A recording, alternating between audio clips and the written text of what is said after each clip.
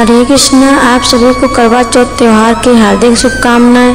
आज की इस वीडियो में हम आपको सुनाएंगे करवा चौथ 2024 की संपूर्ण पथकथा। आपसे प्रार्थना है कि यह कथा अंत तक अवश्य सुनें और कथा शुरू होने से पहले हमारे चैनल को सब्सक्राइब जरूर कर लें। भगवान इस पवित्र करवा चौथ की कथा को करवा चौथ व्रत के दिन सुनने सभी सुहागन के जीवन को वैवाहिक सुख समृद्धि से भरे, सभी सुहागन का सुहाग स्वस्थ संपन्न और दीर्घायु हो। तो आइए अब शुरू करते हैं करवा चौथ व्रत 2024 की संपूर्ण कथा। तो प्रेम से बोलिए श्री गणेशाय नमः। हिंदू धर्म में करवा चौथ के पर्व का विशेष महत्व है। आज के दिन सुहागिन स्त्रियां पूरे दिन निर्जला उपवास करके पति की लंबी उम्र की प्रार्थना करती हैं। ऐसा माना जाता है कि जो स्त्री श्रद्धा पूर्वक व्रत और उपवास इस दिन करती है, उसकी सभी मनोकामनाएं पूर्ण होने के साथ साथ उसके पति को दीर्घायु का वरदान भी मिलता है। दिन भर निर्जला व्रत करने के बाद रात में चंद्रमा के दर्शन के पश्चात ही अन्न और जल इस दिन स्त्रियों के द्वारा ग्रहण किए जाने का विधान है।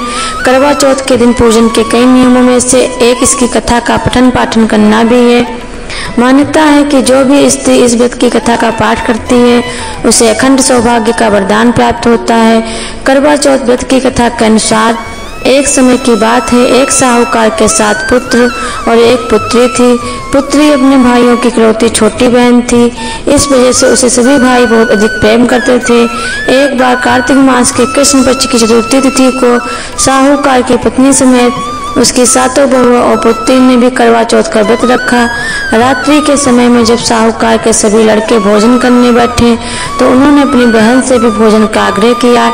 इस बात पर उनकी बहन ने कहा कि भैया आज करवा चौथ का व्रत है। उसने भी यह व्रत रखा है और चंद्रमा के दर्शन के पश्चात ही वह कुछ खा सकती है। चांद के निकलने पर उसे आग देखकर ही वह अन्न और जल को ग्रहण कर सकती है।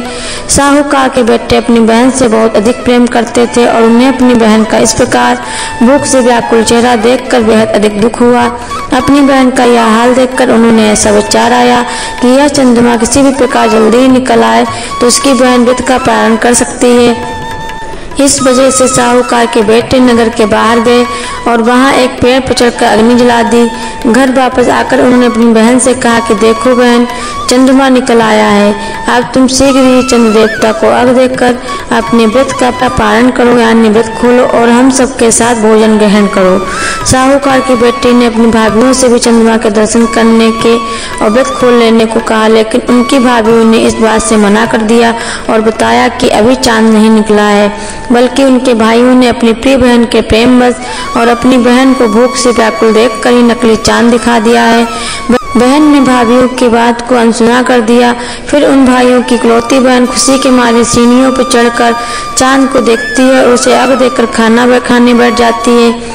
जैसे ही वह पहला टुकड़ा मुंह में डालती है तो उसे छींक आ जाती है। दूसरा टुकड़ा मुख में डालती तो उसमें बाल निकलता है और जैसे ही तीसरा टुकड़ा वह अपने मुख में डालने की कोशिश करती है तो उसके पति के अंत का समाचार उसे मिलता है। वह खुला जाती है। तब उसकी भाभीियों ने उसे दोबारा सच्चाई से अवगत कराया कि उसके साथ ऐसा क्यों हुआ।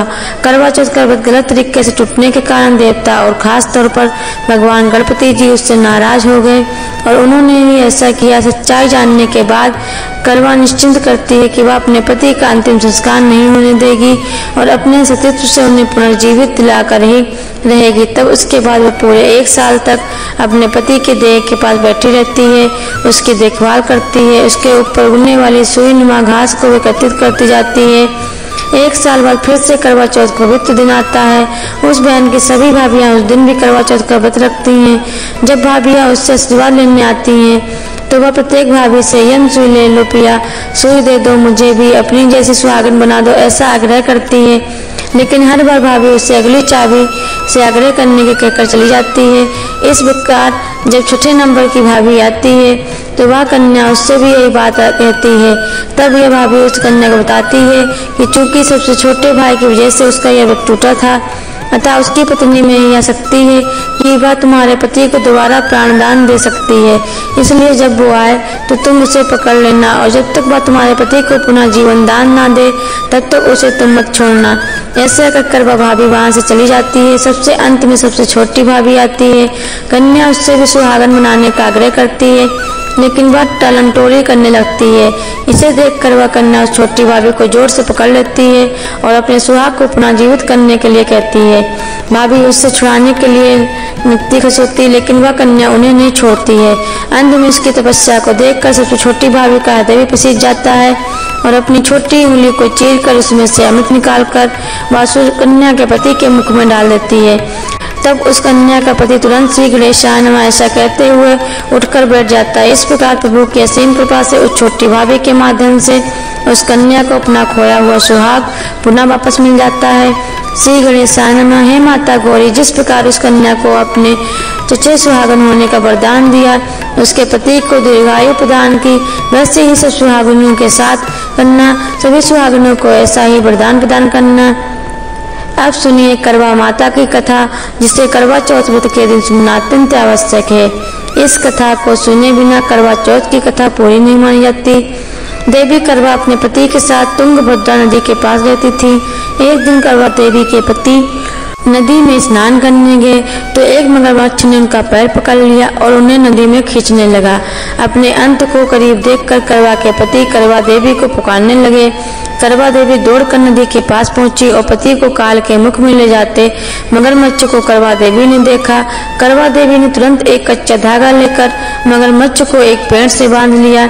करवा के सतीत्व के कारण मगरमच्छ कच्चे धागे में ऐसा बंधा कि टस से मस नहीं हो पा रहा था। इस प्रकार करवा देवी के पति और मगरमच्छ दोनों के प्राण संकट में फंसे थे। करवा देवी ने तब यमराज को पुकारा और अपने पति को जीवन दान देने तथा उस दुष्ट मगरमच्छ के प्राणों को हर लेने के लिए कहा। यमराज ने कहा कि मैं ऐसा नहीं कर सकता, क्योंकि अभी इस मगरमच्छ की आयु शेष है और तुम्हारे पति की आयु पूरी हो चुकी है। क्रोधित होकर करवा देवी ने यमराज से कहा, अगर आपने ऐसा नहीं किया तो मैं आपको भयंकर श्राप दे दूंगी। एक सती सावित्री के श्राप से भयभीत होकर यमराज ने तुरंत मगरमच्छ को यमलोक भेज दिया और करवा देवी के पति को जीवन दान दे दिया। इसलिए करवा चौथ के व्रत में सुहागन स्त्रियां करवा माता से प्रार्थना करती हैं कि हे करवा माता, जैसे आपने अपने पति को अंत के मुख से वापस निकाल लिया, वैसे ही आप मेरे सुहाग की भी रक्षा करना। करवा माता की ही तरह सावित्री देवी ने कच्चे धागे से अपने पति को वट वृक्ष के नीचे लपेट कर रखा था। कच्चे धागे में लिपटा प्रेम और विश्वास ऐसा था कि यमराज सावित्री देवी के पति के प्राण अपने साथ लेकर नहीं जा सके। उन्हें सत्यवान के प्राण सावित्री देवी को वापस लौटाने ही पड़े थे। सावित्री देवी के पति के प्राण यमराज ने अंत में लौटा दिए थे और उनका शरीर जीवित हो गया था और साथ में उन्हें सावित्री देवी को यह वरदान भी देना पड़ा कि उनका सुहाग हमेशा अटल, अखंड और स्वस्थ बना रहेगा और लंबे समय तक सावित्री देवी और सत्यवान एक दूसरे के साथ रहेंगे। तो प्रेम से बोलिए करवा चौथ माता की जय। दोस्तों, अगर आपको यह कथा पसंद आई है तो ऐसी और कथाएं सुनने के लिए हमारे चैनल को सब्सक्राइब जरूर करें। धन्यवाद।